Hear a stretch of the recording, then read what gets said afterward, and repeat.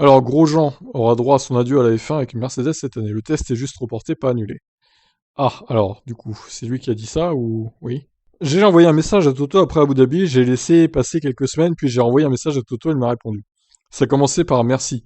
Et la dernière phrase était nous devons te mettre dans cette voiture cette année. Donc oui, c'est toujours d'actualité. Il y a eu des choses l'année dernière qui n'ont pas facilité la situation. Mais oui, Mercedes a définitivement envie de le faire. Et j'ai aussi envie de le faire. Même si mon cou va mourir parce que j'ai perdu une partie du muscle à cet endroit. Vous pouvez demander à Pato Ward comment c'est. Mais oui, nous voulons toujours le faire, si ça arrive, tant mieux. Mais l'objectif principal est maintenant d'essayer de gagner des courses avec Andretti. Grosjean a aussi déclaré que Michael Masi avait pris la bonne décision. Non, Romain, faut pas dire ça. On va pas être copains là, hein. J'ai aimé cette finale, c'était excitant, mon cœur battait comme un diable.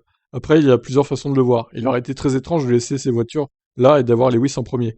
Puis Max, 4 voitures derrière, sur un dernier tour pour le championnat du monde. Et d'un autre côté, pour Lewis, ce n'était certainement pas la bonne décision. Mais en tant que fan, en tant que spectateur, comme pour le sport, je pense que Masi a pris la bonne décision. Je ne pense pas que le championnat aurait dû finir sous voiture de sécurité. Ça n'aurait pas été bien de finir avec les deux gars premier et deuxième séparés par quelques voitures. Ah bah, en même temps, la course aurait dû se finir comme ça, à 10 secondes d'écart entre les deux, hein.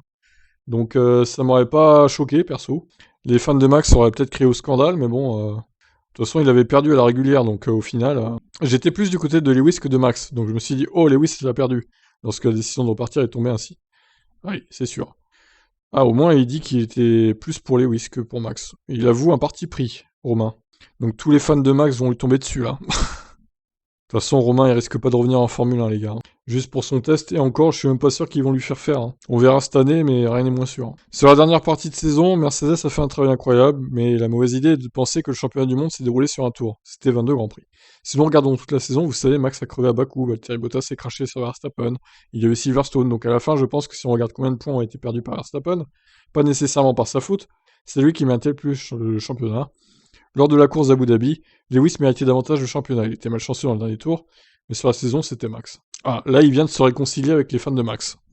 Bravo, Grosjean, là, franchement, tu t'es sauvé, là. Donc voilà. Après, qui méritait plus que l'autre, c'est un vaste débat. Moi, j'ai ma petite idée là-dessus. Maintenant, on sera peut-être pas d'accord. C'est comme ça, de toute façon. La saison 2022 démarre dans 2 mois, à peu près.